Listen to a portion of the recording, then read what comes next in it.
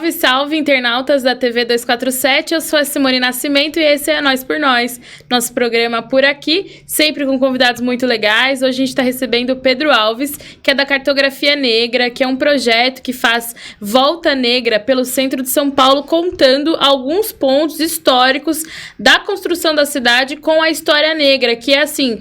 pouquíssimo contada, quase a gente não ouve sobre a história negra na formação dessa cidade, que é uma das cidades mais importantes do Brasil, e tem uma história, assim, muito ligada a vários períodos do que foi o processo de escravização, períodos de resistência negra, construção dos bairros, pontos históricos de convivência, e o Pedro Alves, que vai se apresentar melhor do que eu para vocês, aí vai mandar um salve agora também, vai contar um pouco sobre esse projeto hoje aqui, né, Pedro? É isso mesmo. Salve, salve todo mundo. Primeiramente, boa tarde. É um prazer estar aqui podendo falar do projeto, que é algo tão importante, tanto para mim quanto para as minhas companheiras de coletivo e para essa briga de narrativa, né? Que a gente precisa vencer essa guerra de narrativa para contar nossas histórias. É muito importante. Muito obrigado pelo espaço. Legal, eu agradeço por você estar aqui hoje. Então, você que está assistindo o nosso ao vivo, vai acompanhar a nossa conversa. Hoje a gente não vai conversar ao vivo no chat. Nosso programa é por problemas técnicos que foi gravado, então eu peço desculpa pelo chat não estar aberto. Mas mandem perguntas e mandem perguntas também nas redes sociais e nos comentários que eu respondo. E o Pedro também pode responder algumas depois também. Então, gente, o Pedro, ele é um educador e um pesquisador. Ele faz o projeto Cartografia Negra com a Raíssa e a Carolina Piai, que são outras duas idealizadoras. E eu queria perguntar para você, Pedro, a galera que está assistindo aqui agora, explicar o que é a Cartografia Negra. Sim. Esse projeto, como que ele nasceu? Esse projeto, ele nasceu num momento onde a Raíssa, principalmente, ela chegou na gente com uma ideia, porque ela estava com questões muito pessoais. A gente vê a história do Brasil, essa formação miscigenada de um povo, e a gente entendia que a gente conhece muito mais as histórias dos nossos antepassados brancos do que saber dos nossos antepassados negros, né? Negada essa história pra gente ao longo do tempo, né? Então ela estava com essa inquietação muito forte dentro dela, e nesse mesmo período, eu e a Carolina, a gente trabalhava junto, e também tinha muitas conversas nesse sentido.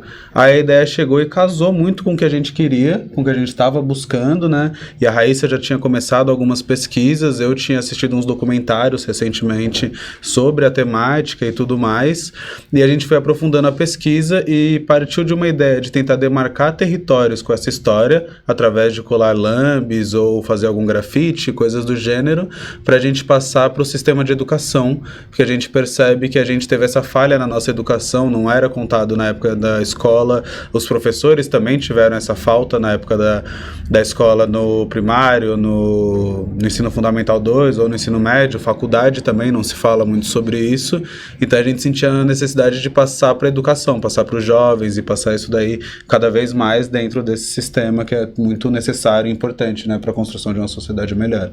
Muito legal. Só para explicar para vocês, eu fiz uma vez a Volta Negra, que é esse passeio, né, que é um passeio turístico, educacional, uma grande experiência para quem quer refutar um pouco as narrativas, né? Eu tive contato com o projeto Cartografia Negra e achei interessantíssimo, né? Quando eu estive lá, nós saímos de um ponto turístico que não é contado, um ponto histórico não contado, que fica ali perto da região do Vale do Anhangabaú, que é mais ou menos um grande monumento, né? Sim, o obelisco ali. O obelisco, que no passado foi o primeiro ponto onde se vendiam pessoas escravizadas e onde basicamente partia dali o início da cidade de São Paulo e toda a relação com a cidade. Eu fiz isso que é a Volta Negra, que é uma das formas que vocês aplicaram toda essa pesquisa, levando para a população, né, um passeio pelo Centro Histórico de São Paulo, contando uma outra narrativa e apontando para lugares invisíveis aí dentro da memória da nossa cidade. Como é que vocês conseguiram, Pedro, mapear esses lugares todos que hoje compõem a Volta Negra? Foi um processo bem difícil, a gente está em pesquisa já há mais de 2 anos. A gente tem uma reunião praticamente semanal para discutir pesquisa, fonte e tudo mais. E quando a gente foi encontrando algumas coisas, eram histórias muito separadas. Tinham fontes que contavam uma coisa, fontes que contavam outras. Aí a gente buscou no arquivo do estado de São Paulo e a gente encontrou mapas antigos da cidade. E teve um mapa só que a gente encontrou todos os pontos que a gente tinha encontrado na pesquisa. Então, a partir desse mapa, a gente começou a aprofundar mais essa busca, buscando direto nos arquivos das regiões, buscando com a população, história oral, buscando o que tinha mesmo, o que a gente poderia ter sobre teses, por exemplo, de mestrado, falando sobre alguns bairros de São Paulo, porque tem muito essas teses falando, nem sempre fala sobre a história negra, né? Mas, tipo, tem muitas teses sobre os bairros, então acabam contando coisas assim. Daí a gente foi cavando, encontrando mais histórias. Essa é uma coisa que é bem difícil do trabalho, porque como é uma história que ela é apagada por um projeto político de apagamento histórico, é muito difícil achar dados, muito difícil achar registros, porque tiveram queimas de cartório, tiveram coisas que não foram escritas durante muito tempo, a população negra não pôde ter acesso a saber ler e escrever para poder contar suas histórias também. Então é bem difícil, a gente continua nessa pesquisa, é uma pesquisa viva, cada vez ela vai crescendo mais e mais. Uhum. E faz todo sentido, né? Porque nós tivemos, inclusive, lei aqui na cidade de São Paulo sobre queima de arquivos, né? Sim. De documentos da escravização. Como que vocês trabalharam com isso? Assim? Teve uma lei que foi assinada pelo Rui Barbosa, que ele era ministro das Finanças do país, em 1899, que mandava queimar todos os cartórios com registros do período escravocrata. E tem algumas coisas que dizem sobre essa lei, né, porque tinham muitos senhores pedindo indenização pelos escravizados que eles estavam perdendo, por essa mão de obra, por esse produto que eles estavam perdendo, e na contramão também tinha muitas famílias negras buscando a reforma agrária, buscando esse direito de ter a sua terra, esse direito de quem trabalhou aqui ter esse acesso. E quando se queima o cartório, nem o senhor pode pedir a indenização dele, mas ele continua sendo senhor, dono de terras e rico e influente dentro do país, e a população negra também não tem mais como pedir reforma agrária, como encontrar seus parentes, como encontrar suas histórias. Então fica algo muito perdido, um espaço de tempo muito vago, até começar a se falar de novo nesses temas, né? Então é bem difícil a pesquisa mesmo, mas é isso, estamos seguindo. Esse é um projeto que me chamou muita atenção, porque eu acho que é uma inquietação, eu, enquanto mulher negra, tenho muito essa inquietação sobre o apagamento histórico. O que é a história da minha família, de onde eu vim. Imagino que você, que possa estar assistindo esse vídeo, também tem algumas perguntas, algumas inquietações, e tem muito a ver com o apagamento histórico feito de forma concreta, que era queima de arquivos, ausência de registro, total, assim, descaso do poder público mesmo, né, do dificuldade Estado. No acesso à educação, sabe? Tipo, porque se cria muitas coisas, muitas barreiras para que o negro não acessasse essa educação, para que ele não contasse a própria história, e é algo que a gente vê se refletindo muito no problema das pessoas que vão contra as cotas nas universidades. Foi esse ponto, começou a entrar mais pessoas negras dentro das universidades, elas começaram a ver seus temas, a contar seus temas, a pesquisar suas histórias. Com certeza. E isso é algo que vai batendo muito de frente com esse projeto da elite, que é esse projeto de embranquecimento do país, que está aí há mais de um século. Rolando. E a narrativa, né, Pedro? Porque, na verdade, se existe uma narrativa que não conta sobre nós, a gente não se sente pertencente, não questiona por que um número tão grande de seres humanos, como é a população negra, populosa na nossa cidade, populosa em todo o Brasil, é tão grande, tão vista na maioria dos espaços, no sentido de ser uma grande população, mas pouco vista nos espaços de poder, pouco vista nos espaços de direitos sociais desde aquela época. Então, talvez a ausência de narrativa, a ausência de pertencimento a essas leis, são todas parte, inclusive, desse projeto de apagamento histórico, de genocídio. Me fez lembrar, por exemplo, né, quando a gente vai debater o processo da falsa abolição e tudo mais, um pouco antes, isso que você me falou me trouxe umas reflexões, um pouco antes do fim da escravização, houve a lei de terras, né, que impedia que pessoas escravizadas pudessem, ao dar utilidade a uma terra, ser donas dela, né? Antes no Brasil, qualquer pessoa que se apossasse, desse utilidade para aquela terra num país continental como o nosso, passava a ser dono, tinha titularidades da terra, né? E isso foi feito um pouco antes da escravização, já pensando em como lidar com aquela maioria da população brasileira, porque a gente teria terras, teria condição de vida, teria condição de comer, se alimentar e criar nossa família. Construir a sociabilidade também, Exato. de poder ter esse espaço que te pertence, que você pertence a ele também. E esse caso da lei de terras, ele veio para atrapalhar muito esse acesso, porque antigamente uma família negra que conseguia alforria, seja lá pelo meio que fosse, conseguia sua alforria, e ela se apossasse da terra e desse essa utilidade, ela conseguia construir sua família, conseguia construir sua comunidade. Mas aí, a partir daí, precisou se comprar as terras. E aí, quem tinha o dinheiro para comprar as terras? Não era uma família que estava acabando de sair de um processo de escravização. Então, vai dificultando cada vez mais, vai ficando cada vez mais na mão de um senhor que já estava se preparando para essa abolição, para não ter essa propriedade das pessoas, mas ter essa escravização pela terra, pela dívida, pela necessidade. Se você precisa ter onde morar, você vai precisar trabalhar para pagar esse lugar para morar. Então você já não tem essa liberdade para poder criar a sua terra, as suas coisas, sabe? Com certeza. E que liberdade é essa, né? Que não garante direitos, inclusão social, onde esses seres humanos não se tornam cidadãos como aqueles que eram seus donos, né? Essa é uma grande reflexão e que a Volta Negra me trouxe. Fiquei pensando, né? A gente passa por alguns pontos do centro de São Paulo, né? Que é um pouco desse mapa que o Pedro falou. Quero trazer algumas imagens. Eu, quando fui nesse passeio, né? Nessa experiência, nessa troca toda, conhecer um pouco do trabalho do Pedro, da Raíssa e da Carolina, a gente começou ali no Obelisco, que fica ali no centro de São Paulo. Muitas vezes as pessoas passam ali pelo terminal Dom Pedro II, pelo metrô Anhangabaú, e sequer repara que talvez ali foi quase que o início e que talvez muitas pessoas passaram por lá, na formação de São Paulo, muito próximo, inclusive, do bairro do Bexiga, que teve resistência negra, que talvez tenha a ver, inclusive, com para onde essas pessoas fugiam, para onde elas se aquilombavam, né? E tem uma coisa que a Carol normalmente fala, porque esse é um ponto dela ali, o Largo da Memória, a passagem do Rio Anhangabaú, em 1831, se eu não me engano agora a data, em 1831 tentaram fechar a passagem do Rio Anhangabaú, porque como traziam as pessoas para serem escravizadas e serem vendidas ali no Largo da Memória, muitos tentavam a fuga. E a fuga era pelo rio, o caminho do rio inteiro desce para 9 de julho e te joga no Bexiga. Então tentaram fechar essa passagem do rio para que as pessoas não conseguissem fugir.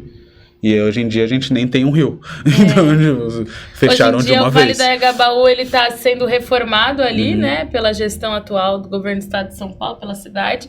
E já é aquele caminho ali, e isso é inclusive presente muito em São Paulo, que são os rios asfaltados, né? Sim. Que aquele vale, todo aquele caminho é um caminho de um rio asfaltado, como Era a Sumaré, grande, como outros, né? Como quase todas as grandes avenidas aqui de São Paulo. Só se pavimentou espaços de rio já construídos, né? Vias já construídas. Depois, na Volta Negra, a gente passa por alguns outros pontos muito interessantes também de reflexão para qualquer pessoa que quer entender um pouco a relação negra da cidade de São Paulo e como a gente tem um total desconhecimento disso, que é inclusive com a questão da formulação das leis até hoje, como isso é ligado ao racismo institucional, racismo estrutural, que é passando ali pelo primeiro fórum de São Paulo, que era o Pelourinho, onde inclusive se puniam pessoas escravizadas. Eu achei esse um outro ponto muito interessante do nosso passeio, Pedro. Esse ponto ele é muito interessante para a gente perceber como alguns mecanismos continuam se reproduzindo, né?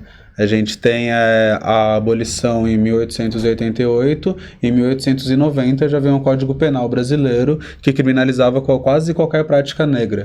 Criminalizava o curandeirismo, criminalizava as danças, as festas, a capoeira, criminalizava a vadiagem, no caso, qualquer jovem a partir dos 14 anos poderia ser preso se não tivesse um emprego registrado com alguma família, e aí a gente pega uma massa de jovens saindo das fazendas, das chácaras, que não receberam esse emprego, não recebiam a possibilidade de estudar, por exemplo, no Liceu de Artes e Ofícios, quando foi inaugurado, os negros não podiam estudar ali.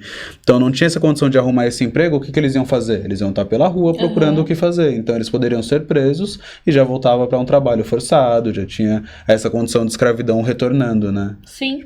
Eu mais tarde, na quinta-feira, talvez o programa seja exibido na sexta, eu vou na posse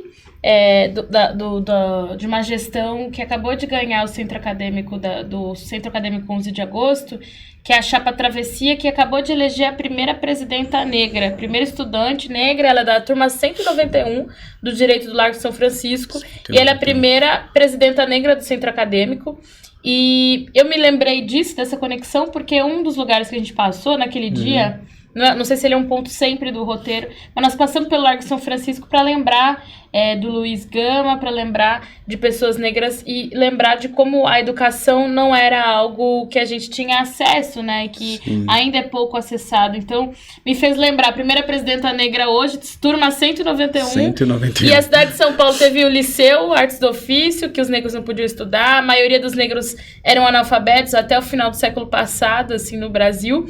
E a gente tinha uma população negra gigante em São Paulo, uma universidade que é uma das primeiras universidades do país, e o Centro Acadêmico 11 de Agosto é o primeiro centro acadêmico do Brasil, né? Do direito. Do direito, Então, me fez lembrar desse ponto que vocês passam. E é um ponto que no começo da volta a gente não parava. A gente já tinha algumas histórias para falar, já tinha que falar do Luiz Gama, mas a gente falava dele em outro ponto porque a gente queria evitar parar nesse ambiente dessa elite paulistana, dessa elite brasileira, no caso, porque vinham as pessoas do Nordeste estudar aqui, do Rio estudar aqui também, para não passar por esse lugar de elite, que também já é um lugar turístico na cidade.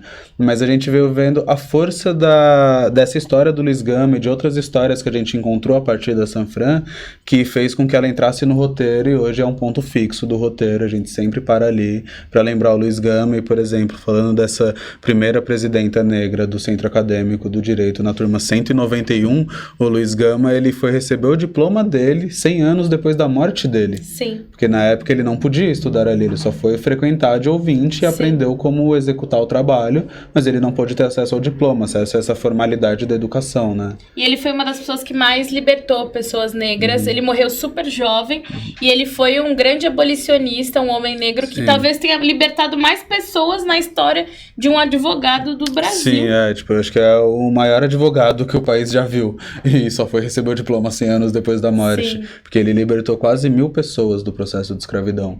Então, e ele morreu em 1882, ele não chegou a ver a abolição chegando. E as pessoas às vezes tentam nos contar que foi a Isabel que assinou, sendo que a gente teve o próprio Luiz Gama, a partir da resistência abolicionista, apesar da ausência do diploma, mas com conhecimento que ele cavou com muito esforço ali, frequentando as aulas de que ele era analfabeto até os 17 anos. De forma clandestina, as aulas da Sanfran, e ele aboliu 100 pessoas. Quase 1000 pessoas. 1000 pessoas, e as pessoas falam que a Isabel assinou ali. Teve muita resistência. Teve muita luta antes, a organização de mulheres, muito organizada. A gente vem encontrando na cidade, né, essa presença das mulheres trabalhando nas ruas da cidade, vendendo as quituteiras, lavadeiras, quitandeiras, todo mundo vendendo, trabalhando muito nessa cidade e tendo um processo organizado já de busca por essa liberdade, de saber os mecanismos para acessar essa liberdade, saber o que era interessante. Por exemplo, a gente vê algumas histórias de mulheres negras mais velhas, elas não compravam a própria alforria, compravam de negras jovens que ainda não tinham tido filhos, para que os filhos nascessem todos livres, já que os delas já tinham nascido escravizados. Isso é uma ciência, isso é um saber, é um projeto de liberdade que as pessoas estão buscando. Pura, sim, né? E a gente aprende que foi a princesa que assinou, né? Que como um marco geral. A gente tem que questionar essas narrativas e eu tenho certeza que a juventude negra, as pessoas negras, a partir, inclusive, dos espaços que a gente está ocupando nas universidades, a gente tem questionado as narrativas em todos os espaços, né? Seguindo passos antigos, né? Saberes antigos, como não dessas mulheres que você falou, não é de hoje. Só para lembrar, a primeira presidenta negra é a Letícia Chagas, turma 191, e a posse dessa primeira presidenta, né? Uma cerimônia de posse acontece neste dia 28 de novembro, que é quando o programa É Nós por Nós foi gravado. Isso que você falou das quituteiras, durante a Volta Negra, de muitos na minha cabeça também, que era sobre os lugares, né? Os lugares de circulação da população negra. Ali no período de São Paulo, em especial no centro, eram as pessoas que eram quituteiras, eram os escravos de ganho, eram aqueles que buscavam água, eram aqueles que limpavam as casas dos estudantes, né? Porque São Paulo, inclusive, antes do período da modernização, era um ambiente de bastante passagem, né? As grandes famílias de elite viviam no interior, né? Inclusive, quando elas se tornam famílias que vêm morar em São Paulo, que é quando, inclusive, empurram as populações negras para as periferias, se criam bairros como bairros da Higiene, como Higienópolis, tiram os cortiços ali do Viaduto do Chá. Do Viaduto do Chá, da Praça Ramos agora, a construção do Teatro Municipal ali no começo do século passado também. Todos esses processos fazem parte de um processo de gentrificação muito antigo. É um processo de expulsão da população negra do centro para as periferias. E a gente vai ver nas bordas da cidade como cresceram. Como a gente pega as regiões, você vai abrir na periferia, muita gente, muito espaço. Justamente por isso, porque cada vez vai ficando mais caro viver, mais difícil, e vai sendo jogado para as bordas, né? Sim. Queria pedir para passar as imagens mais um pouco. A gente vai passando por vários outros lugares ao longo do trajeto da Volta Negra. E esse trajeto da Volta Negra, ele passa, por exemplo, pela Liberdade, que é um bairro, até hoje, conhecido no imaginário da população paulista como um bairro de imigrantes orientais, japoneses, nipônicos, mas que, na verdade, tem a ver com o segundo fluxo ali de imigração brasileira, mas que anteriormente era um bairro negro, né? Essencialmente um bairro negro. essencialmente negro, e que hoje a disputa de narrativa ela é bastante cruel, inclusive contrapõe uma população de um fluxo de escravização anterior a um fluxo de imigração depois, que também não foi uma população que nasceu aqui, mas que se contrapõe uma narrativa sobre a outra e nos coloca até em situações de rivalidade, né? É um projeto perverso, Sim, né? E até sobre a própria narrativa dessas migrações orientais mesmo, porque se você for ver a Liberdade hoje, talvez ela não seja predominantemente japonesa. Ela tem muitos chineses, tailandeses, coreanos.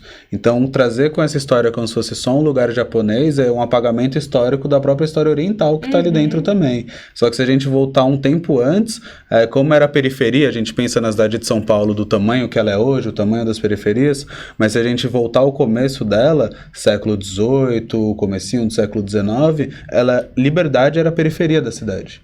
Quem tinha as terras, os portugueses, os espanhóis, eles não iam construir ali.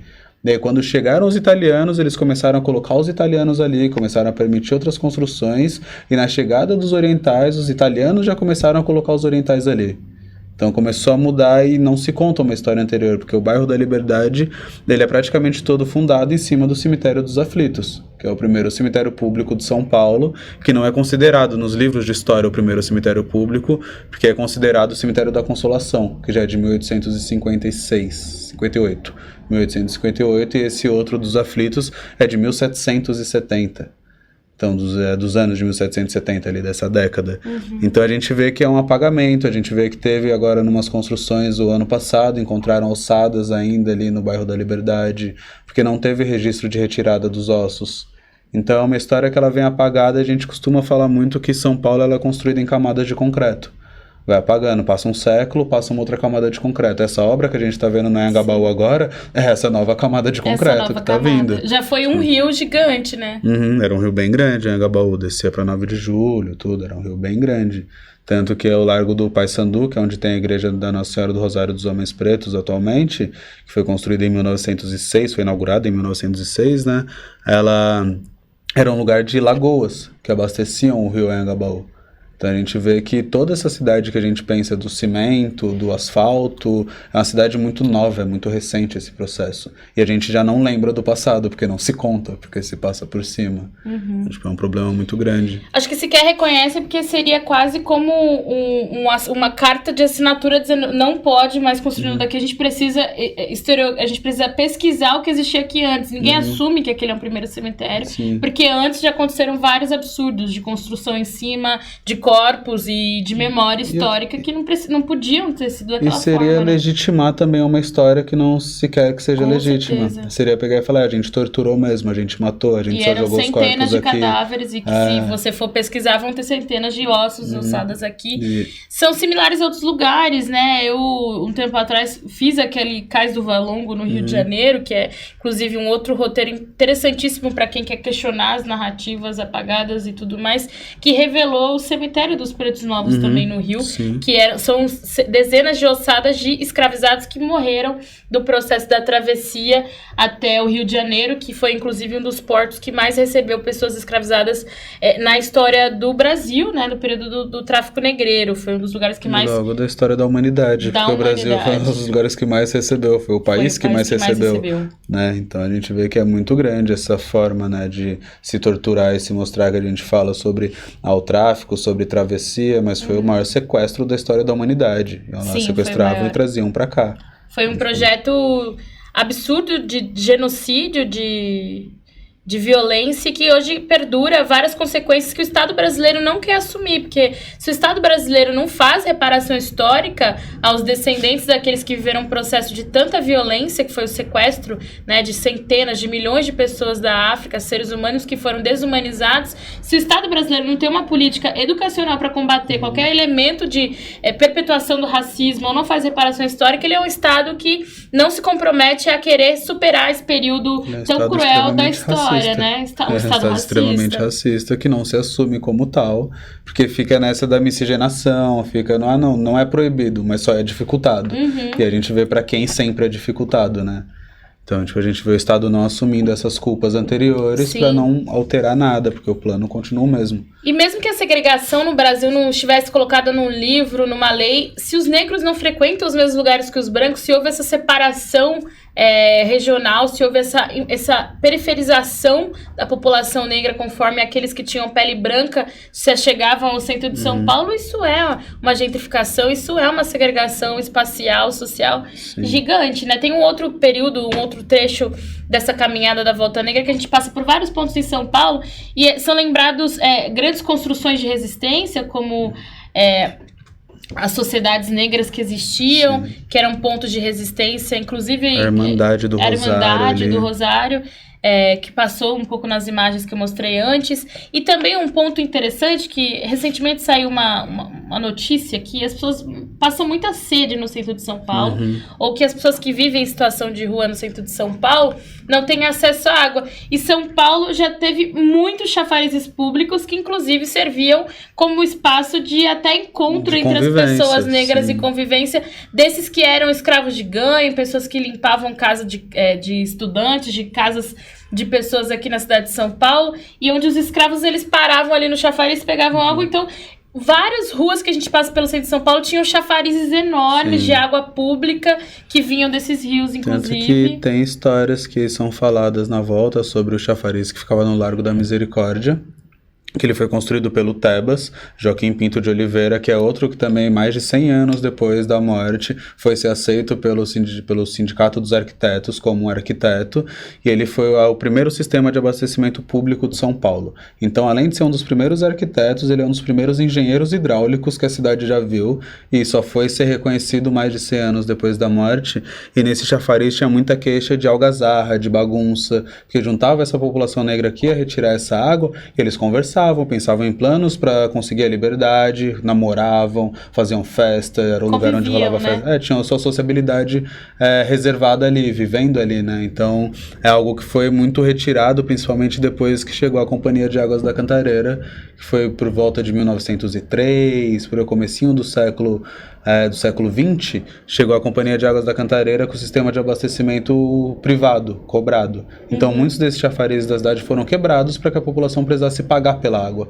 Então, a população que não tem esse dinheiro, que não tinha a possibilidade de girar esse capital para pagar pela água, teve que sair para as periferias para buscar água grátis, enquanto ainda tinham rios. Sim. Então, tipo, tem muito dessa lógica da água, né? Tipo, faltar água é algo essencial para o ser humano.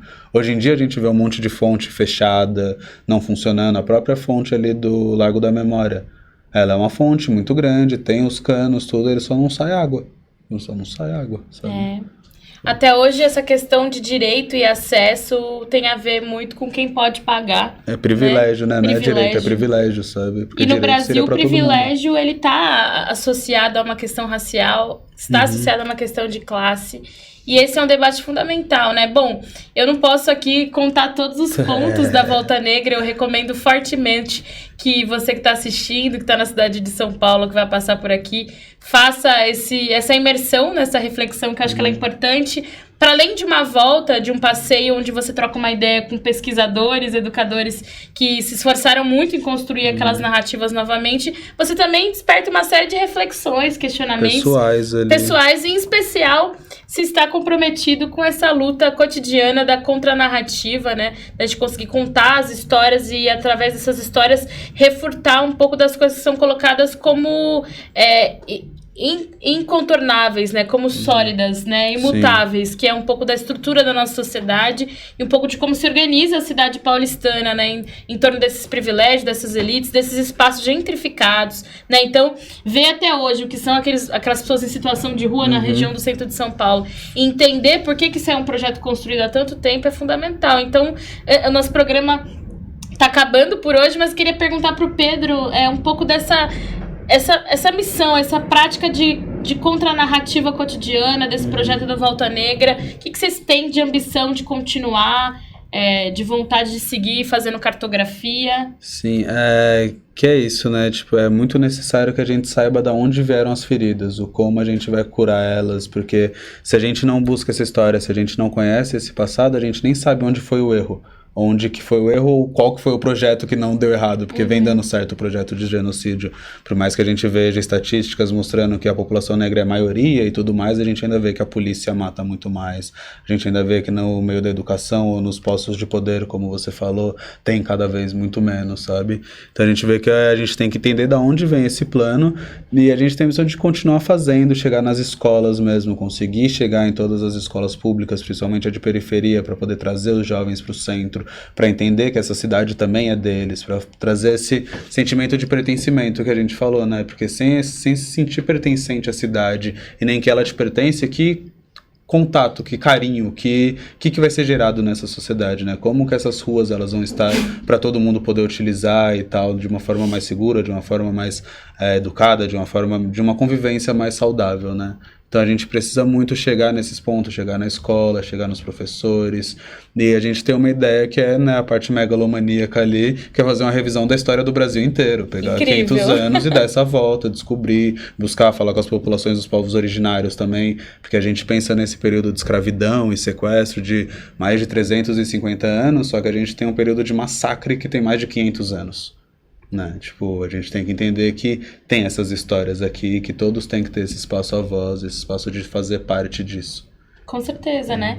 E eu fico pensando, a gente teve inclusive leis, avanços, conquistas do movimento negro, do movimento indígena, sobre o ensino de história africana nas escolas, e uma lei que não é aplicada pelo Estado brasileiro, né? Sequer os nossos avanços, eles são aplicados pelo Estado seguido à risca. Parece que as próprias leis são ignoradas pelos governantes, né? A gente tem atualmente um presidente que não reconhece que existe racismo no Brasil.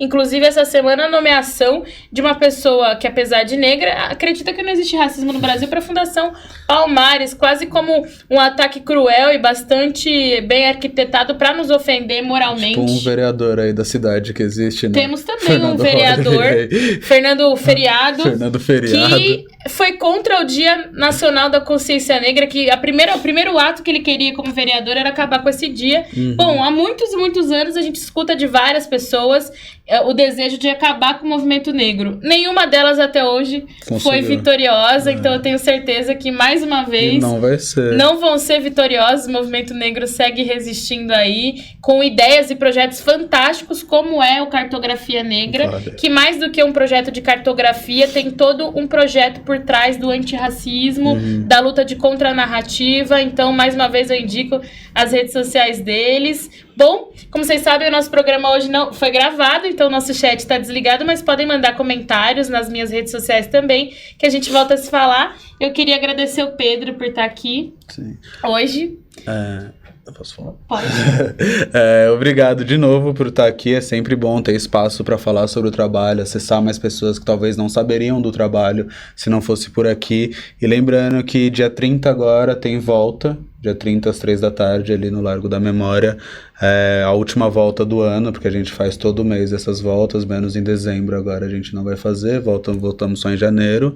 E dia 29 tem um evento no Instituto Polis também, que é um debate sobre direito à cidade. A gente vai reproduzir um filme dos Racionais, o Mil Trutas, Mil Tretas, o documentário, e ter uma discussão, uma mesa de mulheres na discussão ali.